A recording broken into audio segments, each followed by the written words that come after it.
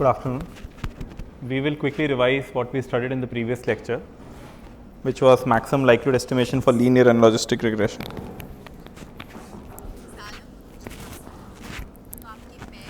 And post studying this topic, we will go on to maximum a posteriori estimation. So we discussed MLE for linear regression. We said that we should, in such cases, such kinds of questions, we should think about the generative process, which helped us generate the data. We would typically start with having a true function. We would have some noisy observations, and we would make certain assumptions on the kinds of noise that we can observe. Right? So we said that the noise is normally distributed with mean. Noise is distributed, not the data is. Noise is distributed with mean, 0, standard deviation, some fixed standard deviation. So if we fix the standard deviation, what kind of a likelihood is that? I heard the answer but not loud enough. Homoscedastic likelihood model. Instead, we could have also had a heteroscedastic likelihood where the sigma term is varying. So you can think of the variation in these standard normals that you see could be larger for certain values of x. So that is known as heteroscedastic likelihood. Currently, we are dealing with homoscedastic likelihood. And we said that if given a data set which is pairs of x and y, x is a d-dimensional vector, y is a scalar, we then make this very important line which is talking about the likelihood, which is probability of y given x is normal distribution with mean fx. For linear regression, what is fx?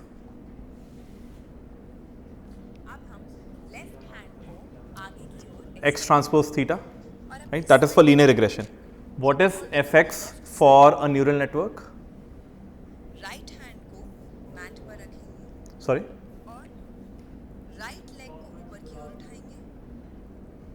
Softmax will occur only in case of multi-class classification. Just the forward pass. It's a simpler answer. You told a much more sophisticated answer. So f of x is, even in linear regression, f of x is what you get after you have applied the linear model. For a neural network, once you do a forward pass, starting with the input x, you go through the network, you will get the output some y hat.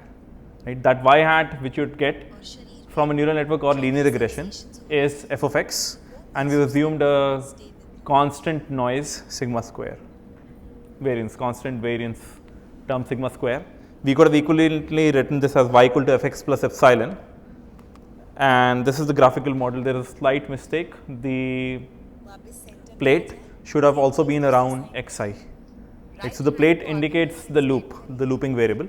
I equal to 1 through n, which are the data points. Xi is multiplied with theta to get xi transpose theta, which becomes the mean for the normal distribution, and we know a sigma scalar which is the sigma, and then when they fed into the normal distribution, we get the observations. And then we went on to likelihood, the definition of likelihood, which is probability of data given theta, where theta is the parameter of the model. Right. Any confusion till this point? P of d given theta? No? Unfortunately, and I checked through some of your assignments, in many of them you had calculated P of lambda given data for the exponential distribution. Is that correct or is that wrong? So we had to find out the maximum likelihood estimate for lambda for exponential distribution, and the expression which I saw in many of your answers was P of lambda given d. Right? Is that correct or wrong? What should it be? P of d given lambda, right? And what is P of lambda given d? That is the posterior belief about lambda once you've observed the data set and after accounting for certain prior. Right? It's a small mistake, but conceptually it's a very different thing. Right? So some of you may end up losing marks in that specific question in the assignment. So importantly, we always write P of d given theta for the likelihood term, and what we can write this is that probability of y given x comma theta, we can factorize this as the product of P of yi given xi comma theta because of the IID assumption. And if we say that the MLE estimate that we're trying to, the ML estimate that we're trying to obtain is argmax of likelihood, which is argmax of log likelihood, which is argmin of negative log likelihood. If we compute this quantity for linear regression, we'll get a term like 1 over 2 sigma square y minus x theta transpose y minus x theta, which we said is the same as the loss function which we used in the previous course. Right?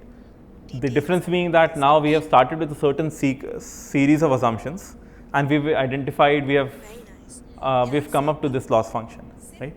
So you'll see this typical relationship between what you studied in the previous course, and by making certain assumptions on the likelihood, by minimizing the negative log likelihood. Both of them will turn out to be same in many cases. Right? What was the main assumption that we made here? So let me put this question another way. What is the main assumption that we take so that the negative log likelihood loss is the same as the sum of squared error loss? Yes.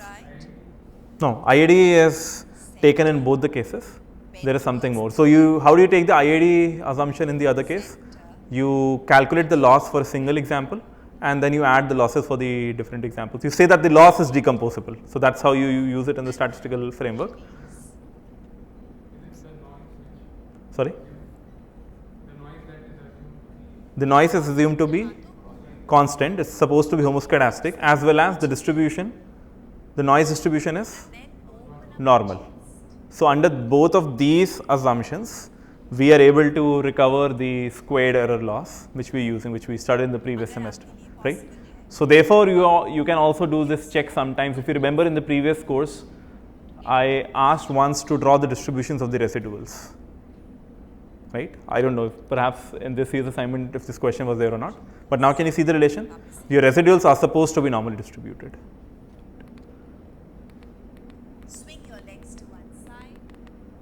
Then we studied the same problem for logistic regression, but we said that logistic regression being a classification problem, the closest example to that is the coin toss, which is also a two-class problem.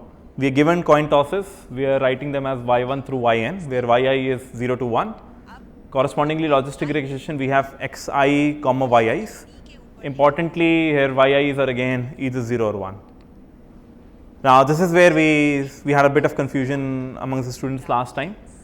So, I always recommending starting with coin toss unless you have got enough confidence in the relationship between coin toss and logistic regression. Probability of heads or class 1, for the coin toss we denote with the parameter theta. Here theta is a scalar. Whereas for logistic regression, our parameters are still theta, but the probability that a given input x belongs to class 1 is, we saw this from the previous course, it's sigmoid of x transpose theta. Right? So you can relate sigmoid of x transpose theta and theta in the coin toss, they are both serving equivalent purposes, which means that for the coin toss, while we had said y is Bernoulli distributed with theta, now we can say for logistic regression y is Bernoulli distributed with sigmoid of x transpose theta. And for the coin toss, we could have written the likelihood has theta to the power yi into 1 minus theta to the power 1 minus yi, product over the n tosses. Similarly, for the logistic regression, we could have written it this way. We said that let's make a simplifying notation change. We, instead of writing sigmoid of xi transpose theta, let's just write it as yi hat, because that's what it precisely is. It is the probability that y equal to 1 given x. What is our estimate for class 1 probability? On doing so, we can write likelihood of theta is yi hat raised to power yi into 1 minus yi raised to power 1 minus yi, and the product over the n samples. We can then calculate the log likelihood and the negative log likelihood.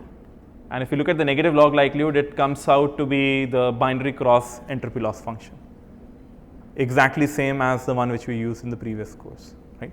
So now what were the assumptions that we had made to come to this particular loss function? So we have to always think of what links the input to the outputs, right? For the case of linear regression, our outputs were yi. How were they linked to the inputs? Yi is, you have to always think of a distribution between yi and some functional transformation of the input x. That is a general framework. Yi, how is it linked to what distribution do you put in linear regression? normal distribution. What is the functional transform? X transpose theta, right? Similarly, for the case of logistic regression, what is the distribution that you want to put? Bernoulli. What is the transformation that you're putting? Sigmoid of X transpose theta. And we put sigmoid because we want it to be denoting the probability vectors. We stopped at this point in the previous class, and I'd also mentioned that we'd always prefer to use logits instead of using sigmoid of x theta, right? We looked at two different functions. Both of them are giving us the same answer, but the important thing is that for the second function, I'm directly using the logits argument instead of using the probability arguments. We stopped at this point in the previous class. So here's a question for all of you. For binary logistic regression or binary classification using logistic regression, we said that y is Bernoulli distributed with sigmoid of X transpose theta, right? If I change the problem from binary classification to multi-class classification, what is the distribution that I will need instead of Bernoulli? Binomial, multinomial. Why? So what is the difference between Bernoulli and binomial? How do you relate the two? Anyone? When you're talking about Bernoulli, you're talking about a single experiment. When you're talking about binomial, you're talking about multiple experiments, 100 tosses, let's say. And you then want to count how many heads in those tosses. Whereas for Bernoulli, it's a single coin toss, you get a heads or a tails. Right? So let me repeat the question. For binary classification, we are using something known as the Bernoulli distribution. For multi-class classification, what do we need to change? Categorical, right? So it's perhaps a term which you have not heard earlier, but the definition is going to be very, very similar, simple. So let's.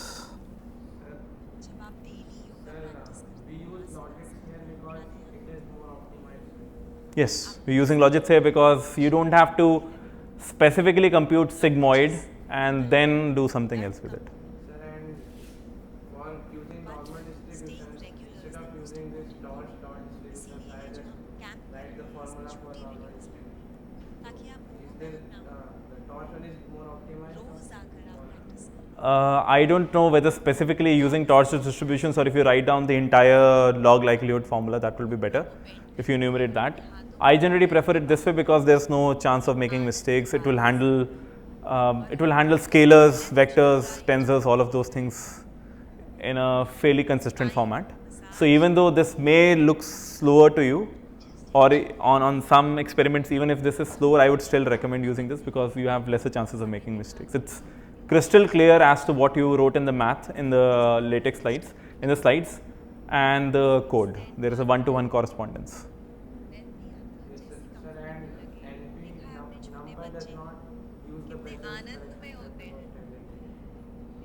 Okay, are you telling or asking? We saw that in one of the lectures. So there were 4 variations I wrote. I don't exactly remember now. We can go back to that notebook and check again. Yeah, so 2 of them did, 2 of them didn't, something like that, right? Okay, coming back to the question of Bernoulli versus categorical, right? So let's first try and understand what a categorical distribution is. So let's first see what a Bernoulli distribution, the way we define the Bernoulli distribution. So we define the Bernoulli distribution as we mention the probability. We have to specify a single probability number, right? Probability of success or probability of heads. Because this is 2 class, the second number is implicit. So the second number of probability of failure or probability of class 0 is 0.7 is implicit. But for 3 class, we need to specify at least 2 numbers. 2 or 3 numbers we need to specify. What are the other things what we need to be careful about or we need to be looking at in terms of the 3 numbers? Is there any relationship between the 3 numbers? Sum up to 1, right? So if we give Bernoulli equal to torsion distributions dot probs equal to 0.3 and we run this. So I'll be sitting a bit more in today's lecture. I have a bit of an injury. So if we look at probability, it turns out to be 0.3. We can draw this bar chart. So again, knowing one number tells you the other number.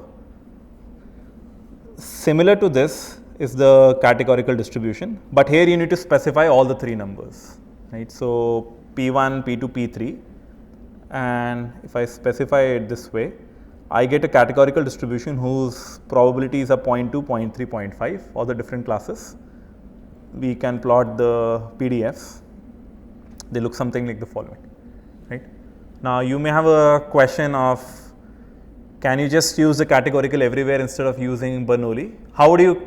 What would be the relationship between categorical and Bernoulli? So if you had this Bernoulli distribution, right? What is the equivalent categorical distribution?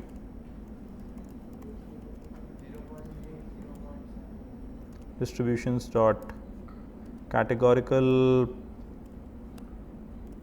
probs equal to torch dot, we have to give for class 0 and then for class 1. So class 0 we get 0.7 and 0.3. So again, remember that for Bernoulli we are always giving the probability of class 1 or success, and in categorical we are just going by the order. And then if we go to equivalent cat dot probs, they are 0.7 and 0.3, which is the same as probability which we saw from the Bernoulli distribution. But the Bernoulli will just be given one number, right? So this is how you can construct equivalent categorical and Bernoulli distributions. We can also see what happens if we give something more than, which will sum up to more than 1. Let's see if this works or not. What happened? It added all of them and then it divided by the sum, right? So it normalizes by the sum, but this is where I think we need to be a little careful. And let's say if we were to give this, what do you expect? If I change P1 to be, instead of 0.2, change it to minus 0.2, do you expect this to work?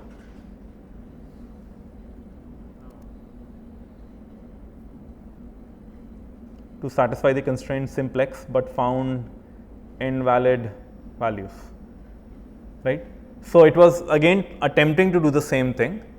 It took the sum, minus 0.2 plus 0.3 plus 0.6, and it then divided it by the sum. So the sum is what, 0.9 and 0.7. So it did minus 0.2 divided by 0.7, which gave you minus 0.28, 0.42, 0.85.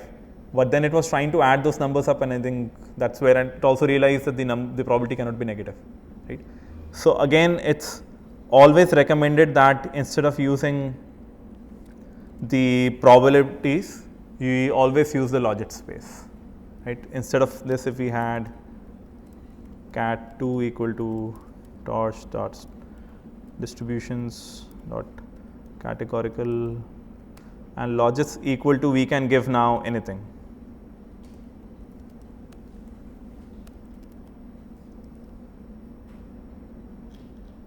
We need to give a tensor around this.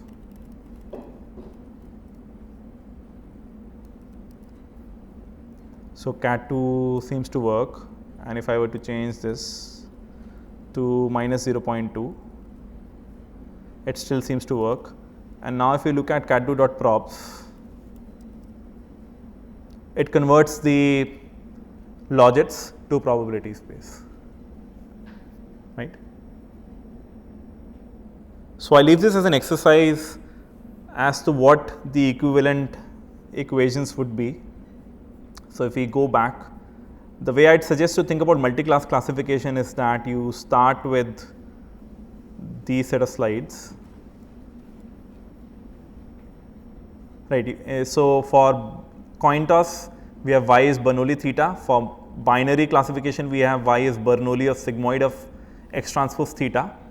For multi-class, they will be, Bernoulli will be changed to categorical, but there will be some more changes, Yeah, that I won't tell. Yeah, of course, so the sigmoid will change to softmax, but there's a bit more to that, not just ending at this point. You'll have to work this out on your own. You'll have to also look at the previous year's course, if previous semester's course, if you're still not able to figure out the answer by this. I'll not tell the answer. Expect such a question in the quiz. If you want, you can note this down. We are looking at the multi-class classification and the generative model for that. Okay, any questions?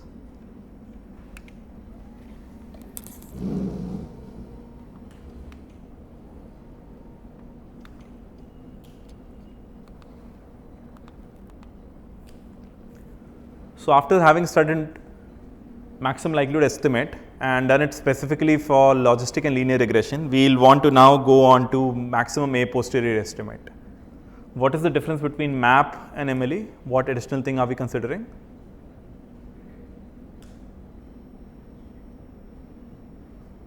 Rishabh, what is the difference between MAP and MLE?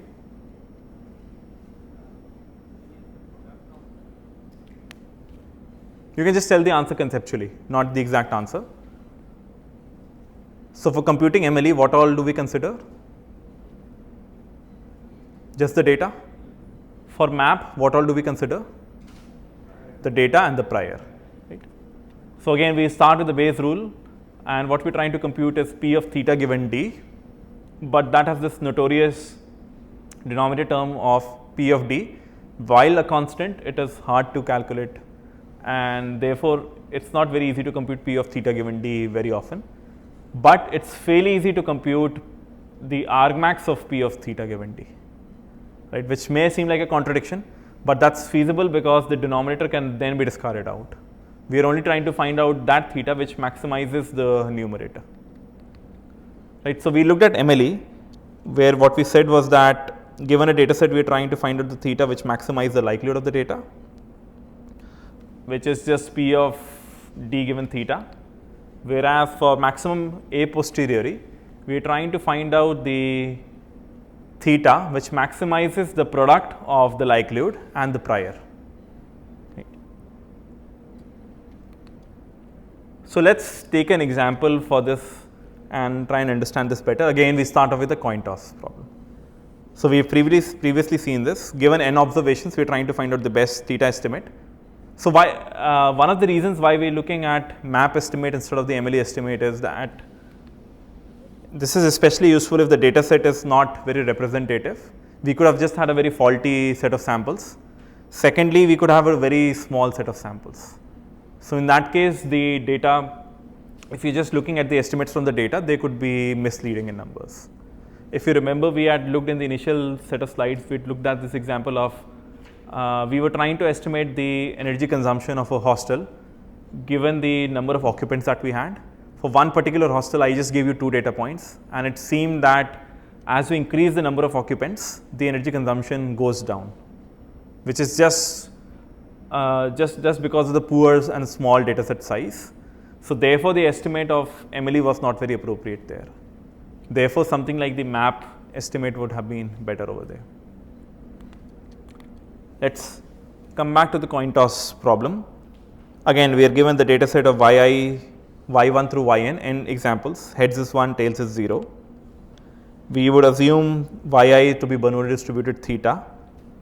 So for this particular sequence, we can write down the likelihood and the log likelihood, and we'd obtain the theta MLE to be the number of heads divided by the total number of tosses.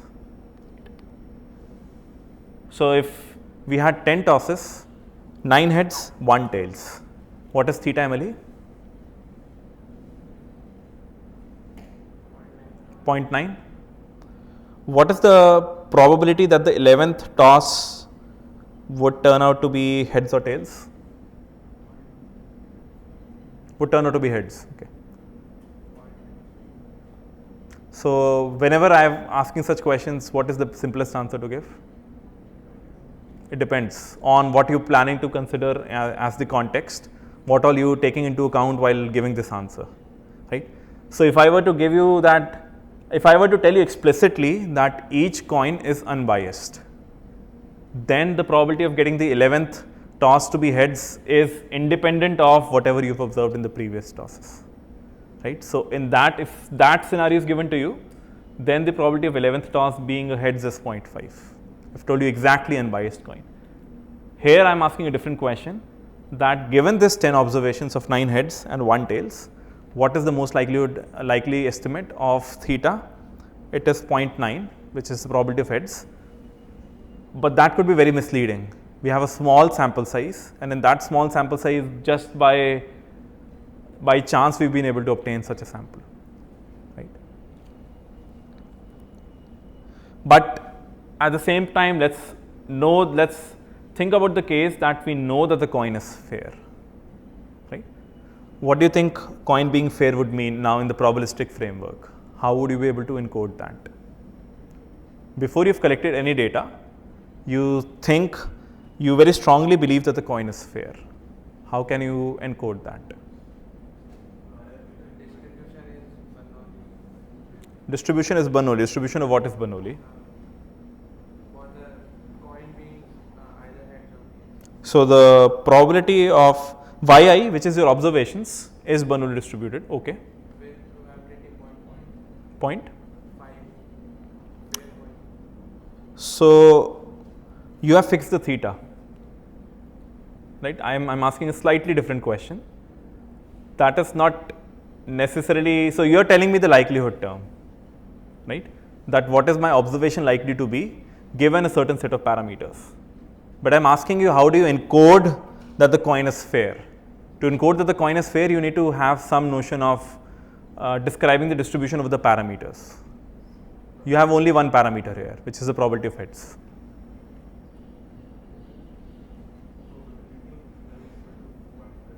Probability of? Is that a distribution or is that a point? So he answers this question as, to say that the coin is fair, we are saying that the probability of heads equal to theta equal to 0.5.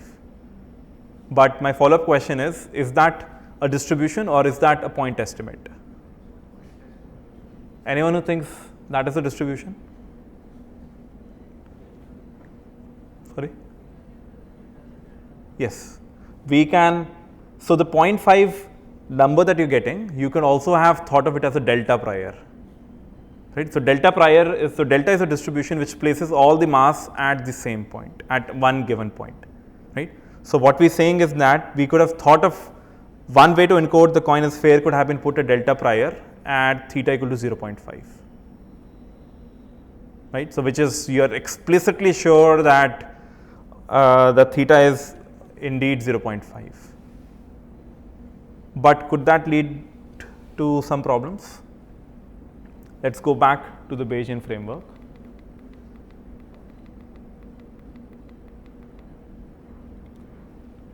Let's assume that P of theta is a delta prior, which means that theta can only take one value, which means that P of theta equal to 0.5 and P of theta at 0.5 is infinite, or whatever you want to represent, the way you want to represent the delta distribution. Everywhere else, what is the probability of theta? 0, right? That is your prior. Then you have a likelihood. The likelihood is telling that perhaps it's 0.9, right? But then how do you reconcile the prior and the likelihood term?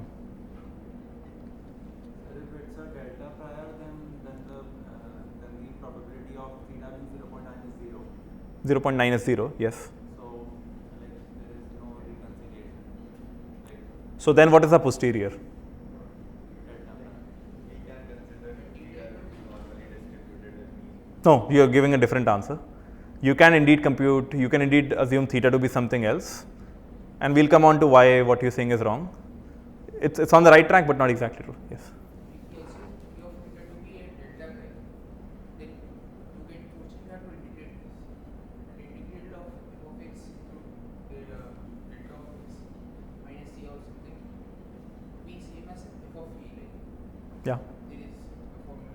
Right. So you could write all the maths and think about this. or you could simply conceptually think that your prior is so very strong, you have a firm belief, you are unwilling to update your prior. You are just stubborn, you are just close-minded. P of theta is 0.5, there is no other way any amount of data can allow any change. Right? That is what being stubborn means, that your prior is so strong that any amount of evidence, any amount of data is not going to allow you to change your beliefs.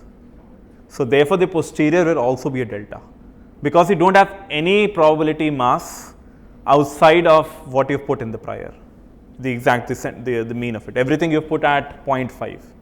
Everything except for 0.5 is not allowed, right?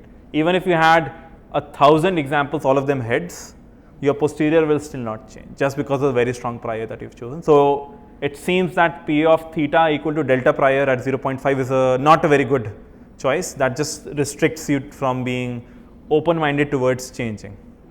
So then Bhavesh says that let's use a normal prior, right? Theta is normally distributed with what mean? 0.5 and variance? Give me some number. 0.1, 0.2, something like that, small amount of variance? Perhaps a small amount of variance, right? What could be some problem with using this prior? No, you know the answer. Someone else?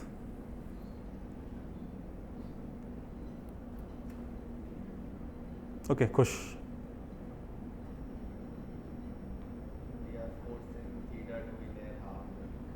Which is fine. You're forcing theta to be near half. You're placing high amount of emphasis on that, but that's not the problem with this. That is what we intended to do.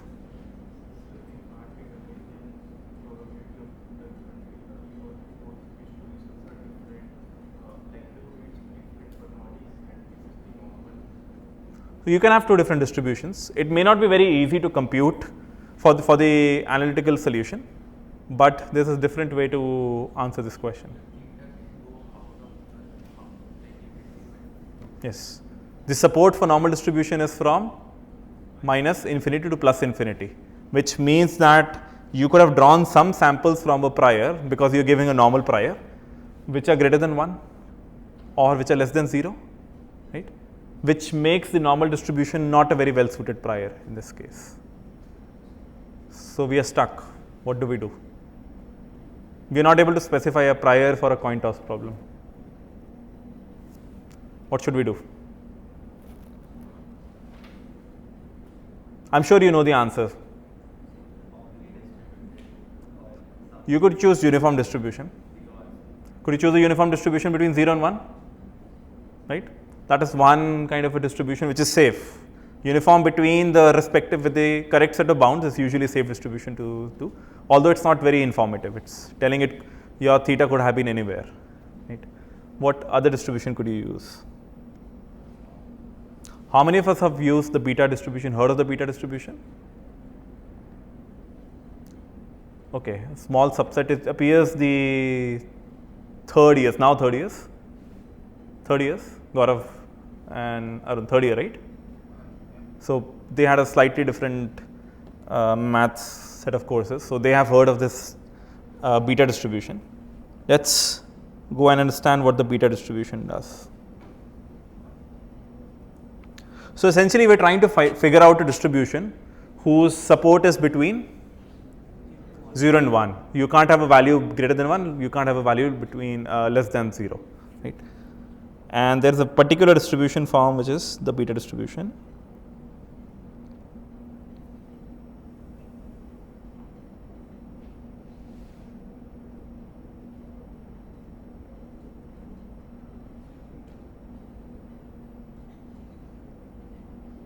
Okay, I create a beta distribution object.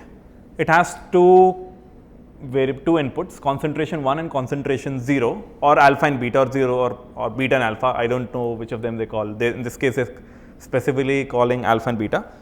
But importantly, the support is between 0 and 1, which is what we wanted.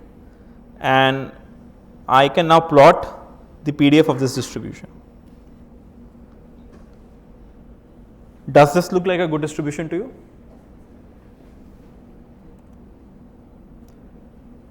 Firstly, there is no support outside of the 0 to 1 range. it seems to say that having 0.5 is the, so 0.5 seems to be the mode of this distribution. So it seems to be fairly consistent with what we wanted, right? Seems like a good distribution.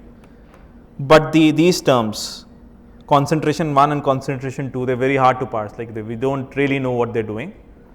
Without actually going into the formula, let's play lazy. Before that, let's just try and get some samples to do a sanity check that the samples are indeed between 0 and 1. So 2 samples we have obtained are greater than 0.5, 1 sample I have obtained less than 0.5, and now 2 samples have obtained less than 0.5, 2 greater than 0.5. So it seems to be working okay.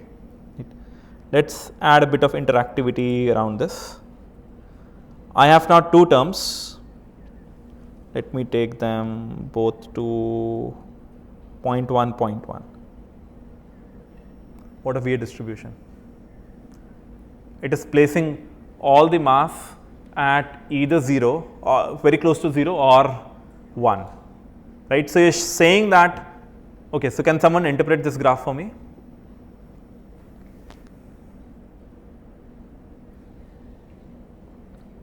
Yes.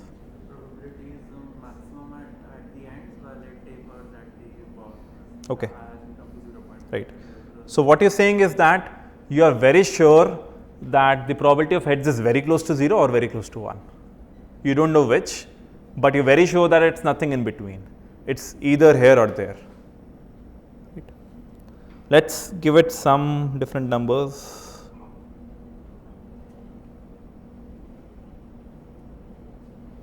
What does this distribution look like? Uniform distribution. You can verify the y limit also. It's 1. And for uniform distribution, you define the PDF as 1 over b minus a. So you are indeed going from 1 over 1 minus 0, which is 1. So this is indeed the uniform distribution. You are able to recover that using the formula for the beta distribution. Let's put a to be very high value. What do you think now this distribution is encoding?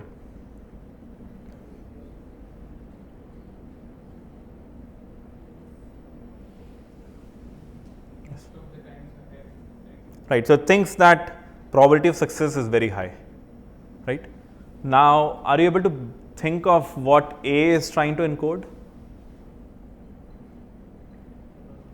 So A to be very high, B to be very low, makes the probability of success very high, probability of heads very high.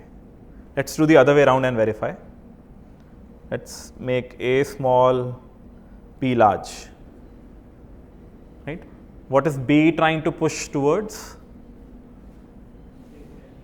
Towards tails, probability of tails being higher, probability of heads being very low.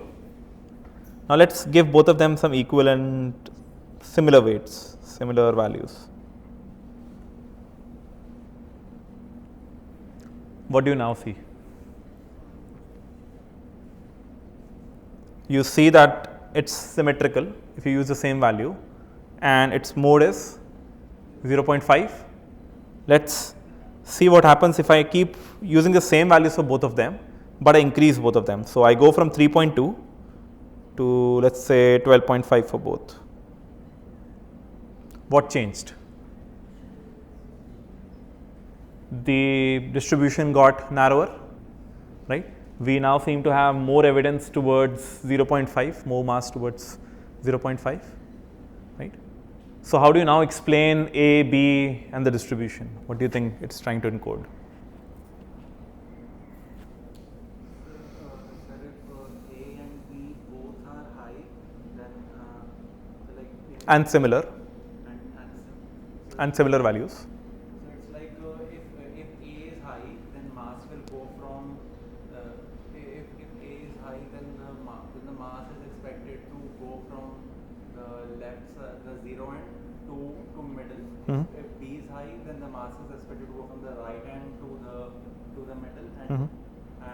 so here, if we see both are high, then all the mass goes from both the extremes to the middle. Okay. If both are low, then means less mass is going from the extremes to the middle. So it's concentrated more on the extreme. Okay. And if Okay. one is low, this means and if one is low while one is high, suppose A is high while B is low. So so less mass is taken from the right end, more mass is taken from the left end, so it appears more concentrated to the. Okay. Okay. Excellent. Anyone else has different answers? No? Okay. So now let's look at what this distribution is. We've looked at how the distribution works. Now let's look at the PDF for this distribution.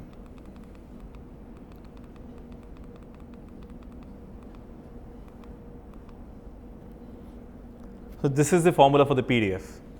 P of theta given alpha comma beta, right. So importantly, the variable which we are having here in this distribution is theta, which is given as per the choice of two hyper priors or two hyperparameters alpha and beta, and it's a gamma function of alpha plus beta divided by gamma of alpha gamma of beta into theta to the power alpha minus 1 minus theta to the power beta minus 1, right. For a few minutes or for this lecture, let's take out the left hand side term, which is the gamma of alpha plus beta divided by gamma alpha gamma beta term. Let's just assume it to be some constant. So function of alpha and beta, let's assume to be some normalizing constant. Importantly, what is the form of the PDF in alphas and betas? Theta to the power alpha minus 1 minus theta to the power beta minus 1.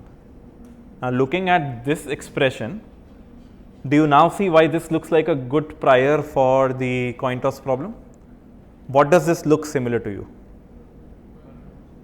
Bernoulli likelihood, right? If you go back to the Bernoulli likelihood, theta to the power yi into 1 minus theta to the power 1 minus yi, right? Or in case of, if you were to directly write this in terms of heads and tails, the Bernoulli likelihood for observing NH heads and NT tails is theta to the power NH into 1 minus theta to the power N tails, right? Theta to the power NH, 1 minus theta to the power N tails. With the beta prior, we have theta to the power alpha minus 1 minus theta to the power beta minus 1, right? Alpha minus 1 is the exponent for theta, their number of heads was the exponent for theta, and beta minus 1 is the exponent for 1 minus theta, the probability of failures or the probability of tails, whereas in the likelihood function we had number of tails, right. Do we see the parallels? So that is one of the reasons why such a prior makes a lot of sense. It makes the calculation fairly easy. We have already looked at the beta distribution and the various forms of it by varying the parameter. So while trying to solve this problem now, in order to obtain the map estimate, we would have to revise our graphical model. Our previous graphical model looked like the following. When we were only considering the data term, we had no prior term. We just have a theta which we are trying to estimate given the data yn, where I equal to 1 through n. But now we have to put a prior on theta. Notice how the graphical model changes. Now we have a graphical model where theta is distributed as beta of alpha comma beta, and yeah, so this is also beta and there are two betas. Just that's why I think in the libraries they use concentration 0 and concentration 1 like terms, because the distribution is also beta. And then once you have obtained theta, that goes via the Bernoulli likelihood to generate the samples yn. Right? Is the graphical model making sense?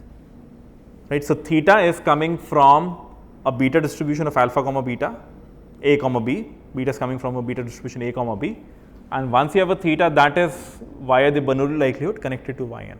So the previous part starting from theta to yn we have already seen. The new part is theta being affected by two numbers a and b. Right? So if you have to derive theta map, that would turn out to be argmax of theta given d, p of theta given d, which is argmax of p of d given theta and p of theta. What do we call this term, p of d given theta and p theta multiplied? P of theta is what term? Prior. P of d given theta is likelihood. P of theta given d is posterior, P of D given theta into P theta. How can we write this in a single term? P of D comma theta, which is also known as the joint likelihood, joint probability, right? The joint term. So joint is the product of the likelihood and the prior. So once we have the posterior, we also have the log posterior, which we can maximize. So this becomes a log posterior, which is logarithmic of yi given theta P of plus log of P of theta. Okay, let me not show you this calculation. You start with this equation and start with the beta prior. Forget about the constants, right, because they are anyway normalizing constants. Can you tell the theta map for the coin toss problem? So you may want to just write down some constant into theta to the power alpha minus 1 into 1 minus theta to the power beta minus 1 is the beta distribution.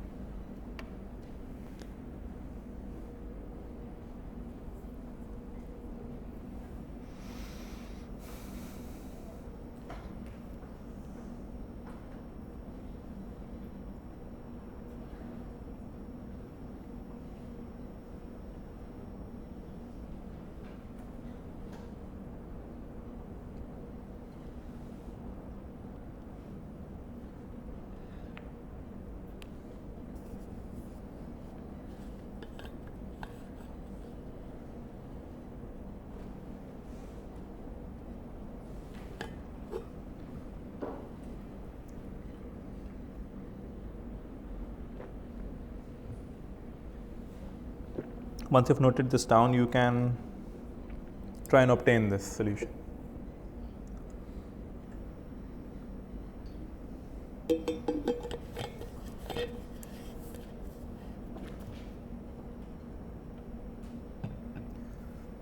You could either solve this or you could just look at the pattern and get some answer.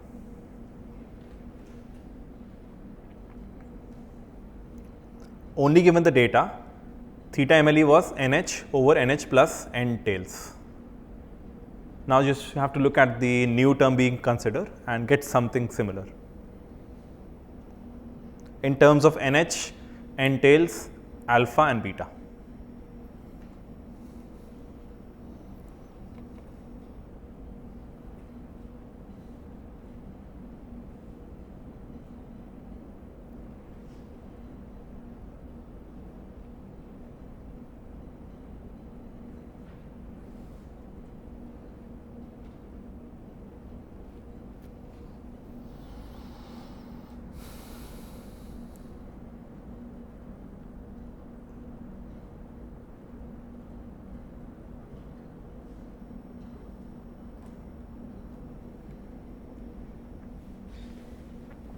Feel free to discuss with the neighbors.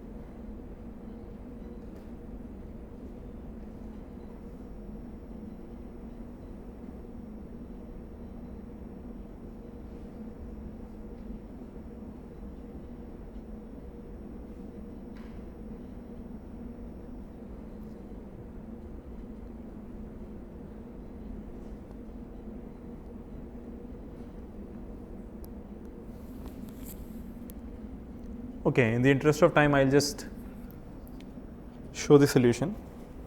We can write this as summation yi log theta plus 1 minus yi log of 1 minus theta plus alpha minus 1 log theta plus beta minus 1 log of 1 minus theta. And we could do a bit of calculations and obtain something like theta map equal to summation I equal to 1 to n yi plus alpha minus 1 and n plus alpha plus beta minus 2. we could either write in this way, which is slightly harder to parse in comparison to if we were to do this directly for the coin toss problems. Instead of writing in terms of summation yi in terms of heads and tails, the total number of tosses we had were n, the number of heads was nh, number of tails was nt.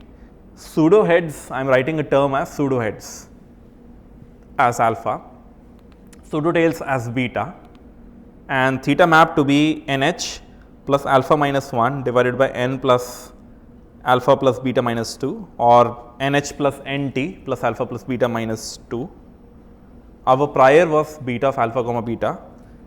Our posterior, which I have not yet shown, we have just computed the mode of the posterior, is beta of nh plus alpha and nt plus beta, right. So, this is the connection of why we call the alpha and beta to be the pseudo heads and pseudo tails. So, imagine before collecting your data set, you had some other data set over some other coins, which if you had tossed alpha plus beta times, they had come up heads alpha times and tails beta times. Does that sound like a good prior? Some previous experiments, right? And then you have a whole distribution around them, which is supported between 0 and 1, right. So, therefore, all you are now trying to do is you have nh plus alpha and nh plus n tails plus alpha plus beta, and then you have some other terms because of the way the beta distribution is defined.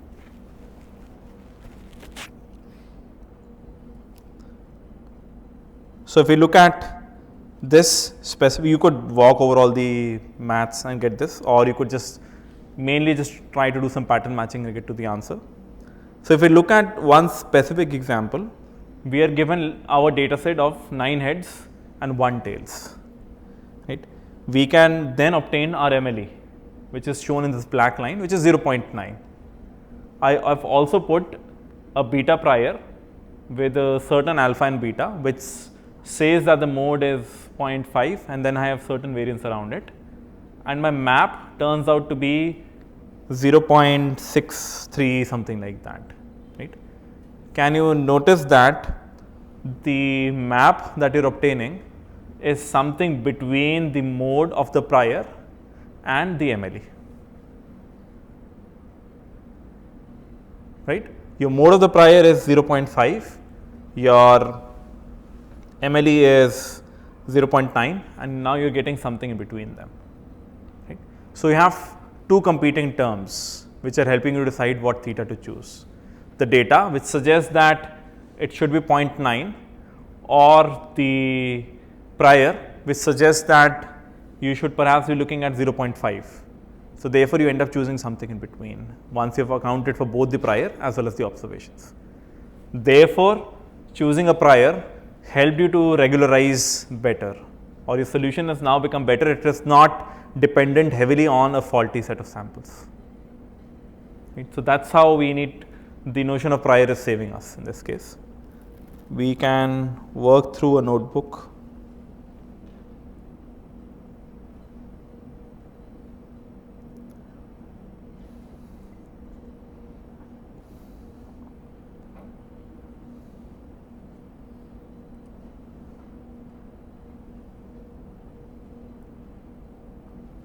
So, in this notebook, I am firstly setting the alpha and the beta, which help me define the prior.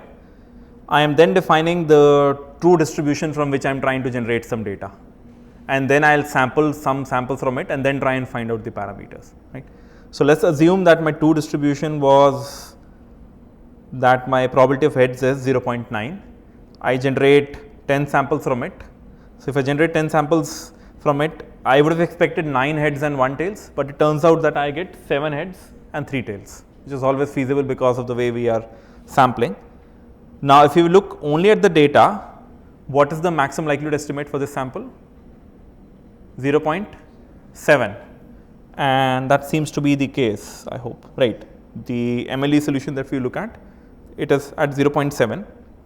If you look at only the prior, the mode of the prior is 0.5, and your map is something between the mode of the prior and the MLE solution, right.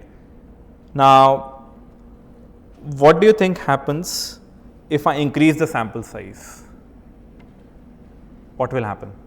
So, I have currently have 10 samples. If I had 1000 samples, what will happen to the 3 bars? The mode of the prior, the theta map bar, the theta map line, and the theta MLE line, what will happen to them?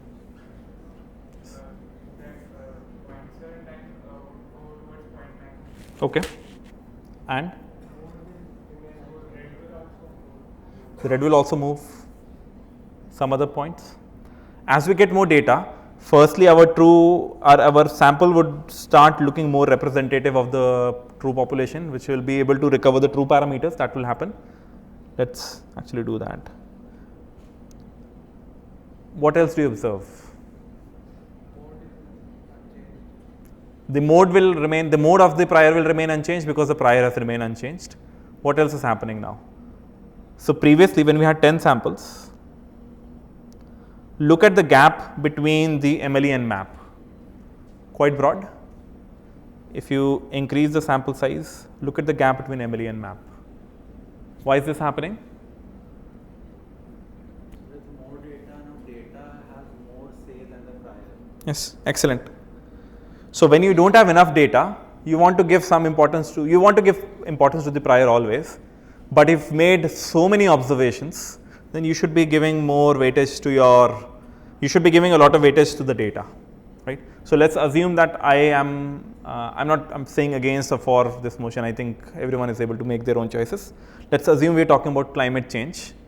Let's say I am a very biased person. I feel biased against climate change. I say that there is no climate change, right? That is my prior. But if I get a sequence of a lot of data which is proving otherwise, then my posterior beliefs would be fairly close to what I'm learning from the data, right? Until unless I'm very obstinate and I just put a delta prior, climate change is never happening, right? Then no amount of data will be useful. So therefore, given enough data, MLE and map solutions will start approaching, like the map will start approaching the MLE. It will be going away from the prior until unless the prior is also giving you the same result. Let's look at the other way around. So in this case, we had the prior which was centered at 0.5. Let's see if we pick up a prior which says that most likely we have tails. The probability of heads is very, very low. So then perhaps we'll have a very large beta and a very small alpha, right? So our prior is very strongly suggesting that probability of heads is very, very low. Our data is suggesting completely opposite, and somehow because of these two effects, the posterior or the map estimate is much better. It's able to accommodate both of these opposing views, right? And you can have cases where, so we said that we could think of alpha and beta as pseudo heads or pseudo tails, right? So let's assume that we had them in the ratio 9:1. We have them in the ratio 9:1, 9 and 1, right? So now both of these things are sort of relating very well to each other. They are fairly close to each other now. Questions on this?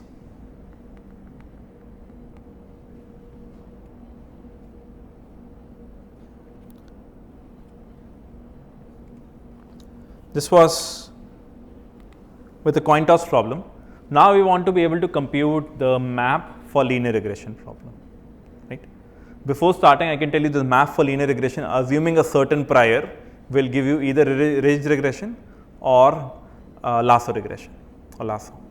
Now we have to think how are we getting those. We start in with a certain data set. Let's assume something like this. We have a lot of data points in this case. So this importantly is the map graphical diagram for linear regression. It has a lot of terms. So let's go over it step by step. I've corrected the graphical diagram for the bottom part. Let's first assume starting from theta, which is the graphical diagram we have already seen in the previous class. Start with theta, take an input xi, IID, sorry, not we considering that in yi. You take an input xi transpose theta is fx, and that becomes the mean of a normal distribution, and the variance or the scale sigma is known a priori, is determined, or we can obtain a MLE solution for that also, and then we get yi. So, yi is normally distributed with mean xi transpose theta and the scale sigma, and you get n samples through it. But till this point of time, we are considering only one specific notion of uncertainty. What kind of uncertainty?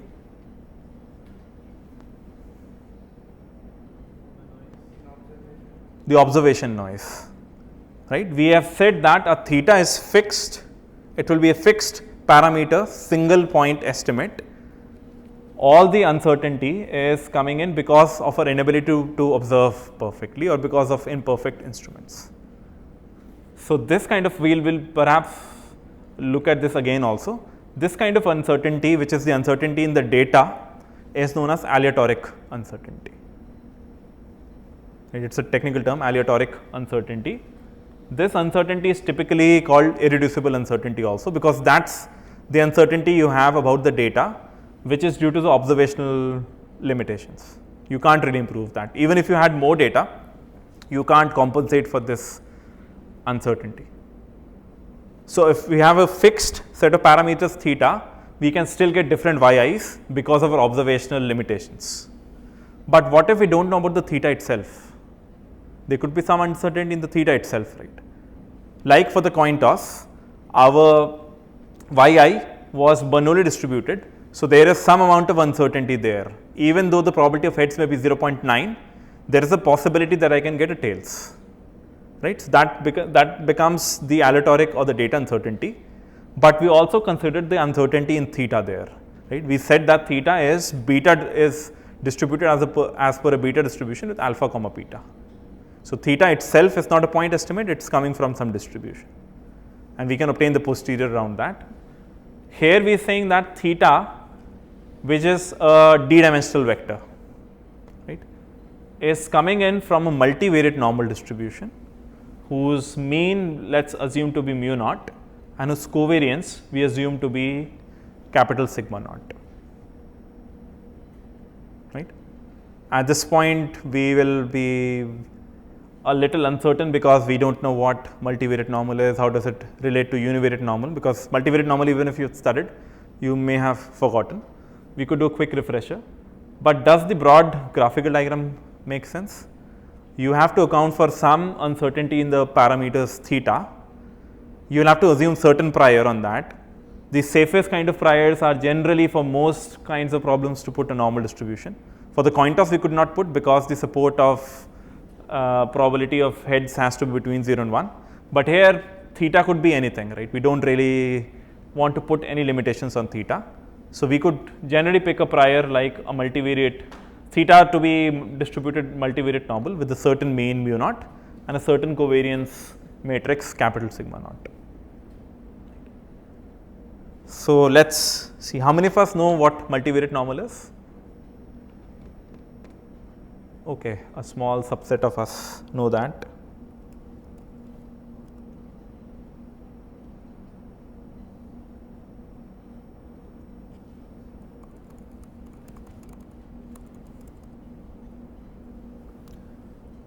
We open the Wikipedia page for this.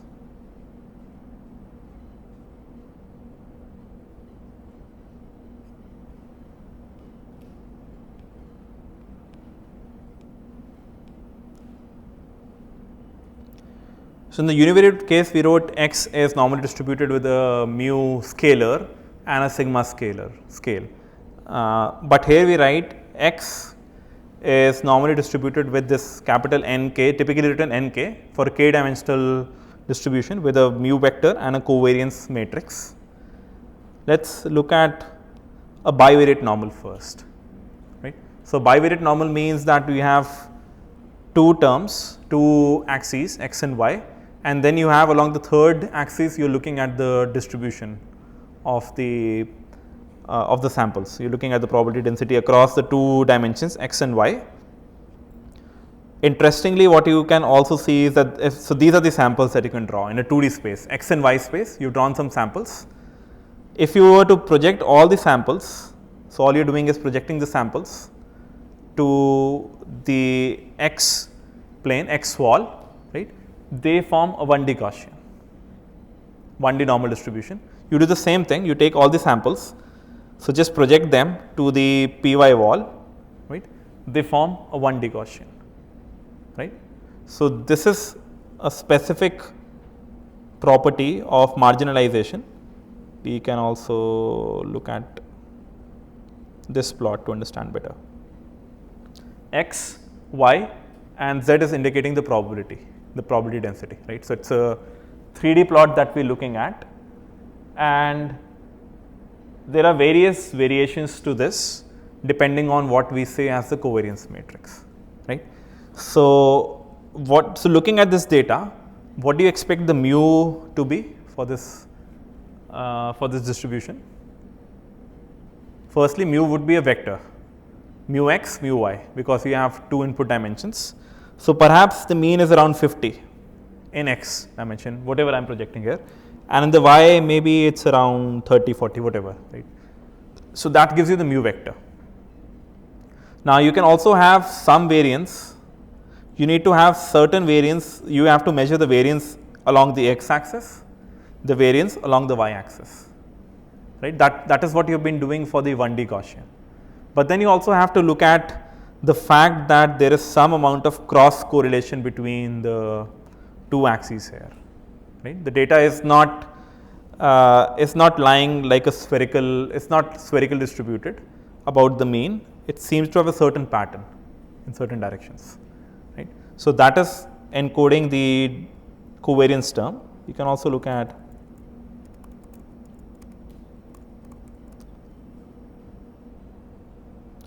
another article to try and understand this better.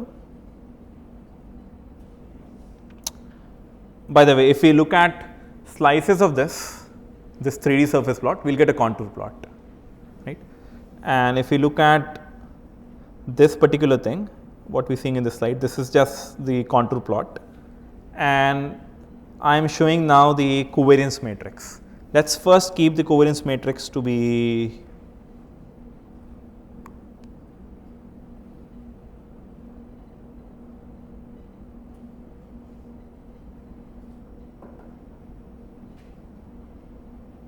okay. Let us assume that 1.02 number is 1, right. You have the two axes x, y, and this plot is trying to encode the height via the contour plots. You can assume some parallel cuts on this. So, if the covariance matrix is 1, 0, 0, 1, what can you observe? The variance along the x axis is 1 unit, along the y dimension is also 1 unit, and it seems to be highly symmetrical. There seems to be no relationship between x and y, right. If there is any relationship between x and y, that would be captured via the cross terms. Now, let us try and see a slightly different case. We still do not have any cross terms, it is negligible, but the variance along one of the axes is very high, right. So, let me take you back, right. So, this specific case 1, 0, 0, 1, how many parameters do you have here in this covariance matrix? 2 cross 2 covariance, instead of let us say 1, 0, 0, 1, we had a k 0 0 k. How many parameters do we need, how many numbers do we need to encode this matrix? 1, which is k, right. Let us look at another variation. So, this particular type of covariance is called spherical covariance. It is a sphere and you only have a single term, which is denoting single parameter k. Let us modify this. How many parameters do we need to encode this kind of a covariance matrix? 2, k1, 0, 0, k2. What we are seeing is that there is a lot more variation along one axis compared to the other. And now, if we assume certain relationship between x and y, let me first get back. We keep this to 1, 1, approximately 1, 1. Something like this, right. Now, the data is not spherical, there seems to be some correlation between x and y. This also means that if you know x, you know something about y, because x and y are correlated with each other. Whereas, in the first two cases, knowing x does not give you any information about y. So you can assume that to be independent of each other, right? But here knowing one tells you something about the other, right? So this is when we are generally talking about the contour plots and the multivariate normal distribution. In the context of machine learning, what do you think I'll replace with the x and the y axis? Theta naught and theta 1. Right? Let's assume that I am trying to put a prior on the simple problem where y equal to theta naught plus theta 1 x. Right? I am now putting a prior on theta naught plus theta 1 x, and I can say that my prior is the identity matrix. Right? My covariance is identity matrix. My mu in the multivariate normal is 0, 0. Right?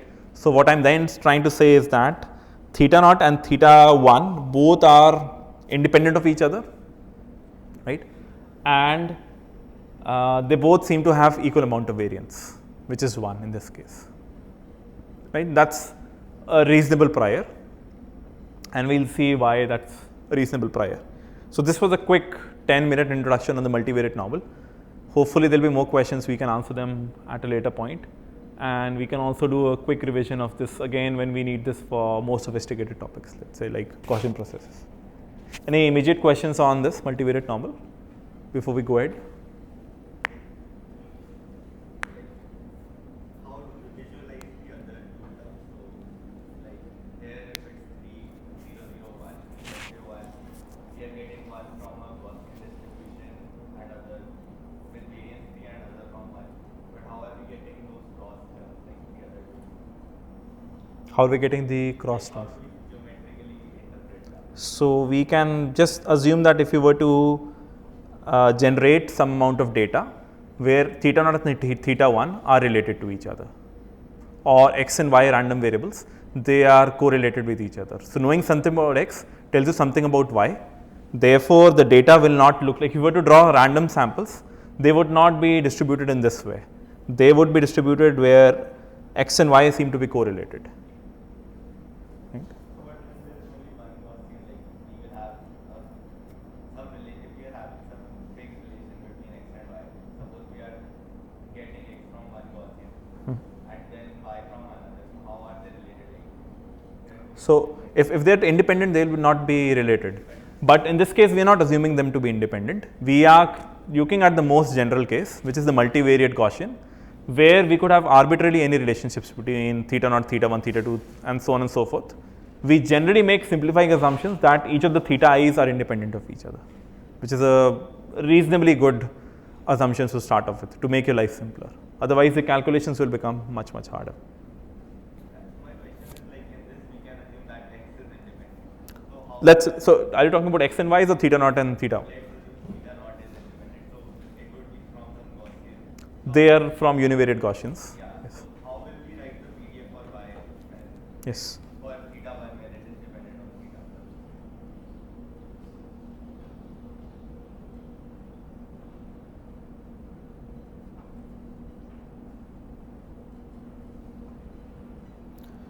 This is the general PDF for the multivariate Gaussian. Now, if you notice, this looks fairly similar to the PDF that you had for the univariate Gaussian, and if you were to indeed put a single dimension, you would be able to recover that exactly, right? So that's one way to think about this. The other is to be able to read off from this. So given a bivariate or a multivariate Gaussian, if you were to figure out the marginals, you can just directly read it off from this distributions. Right, so this is what they mention.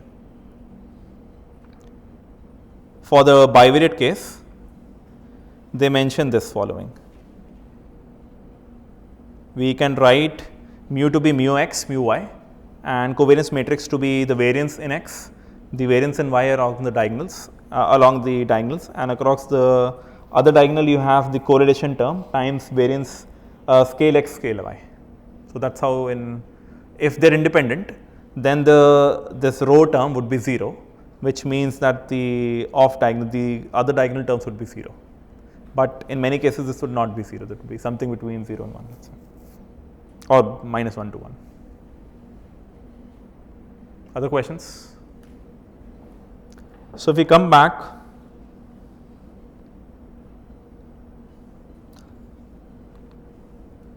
if you're now trying to figure out the map for linear regression, we know that P of theta given D is P D given theta, P theta divided by P theta, P D. We can write the log likelihood, which we have seen earlier. I will write my prior as P of theta is normally distributed in some k dimensions, where k is the dimensionality of theta, with mean mu naught, covariance sigma naught. I have to importantly write two terms, log prior and log joint. Right? My log prior term is just the logarithmic of my prior PDF, and my log joint is log prior plus log likelihood. Right? I will then go ahead and do some of these calculations, but I think it's perhaps better to do this next time. This is perhaps one of the more important terms in this course. So I can show you the notebook that we had. We would do something like, we'd create functions like negative log likelihood, we'd create a function of negative log prior, and then we'll create a function negative log joint. And then we will get plots like this. Right. So given some amount of data, we can obtain the MLE solution by looking at the negative log likelihood. We can obtain the mode of the prior by just considering the negative log prior, and we can obtain the map solution by looking at the negative log joint. Right. So next class, let's again quickly revise the normal distribution, multivariate normal distribution. It would be helpful if you study that on your own using Wikipedia and one or two similar articles. And with that as context, we will be able to understand map for linear regression better. In essence, what we will be able to show is that under certain assumptions of mu and sigma, capital sigma matrix, we will get theta map to be y minus x theta transpose y minus x theta plus lambda times theta transpose theta, which is the same as ridge regression. And for a certain different distribution, let's say the Laplace distribution, we will get it something like y minus x theta transpose y minus x theta plus lambda times L1 norm of theta, which is the lasso regression problem. So we will discuss this in the next class. You have your assignment today, at 7. I'd request you to just show only the things which you had uploaded, otherwise the TA will have to anyway do a sanity check. So don't change. Also don't change that probability of lambda given theta. Like, it's a small mistake, but it's a mistake. Okay, thank you.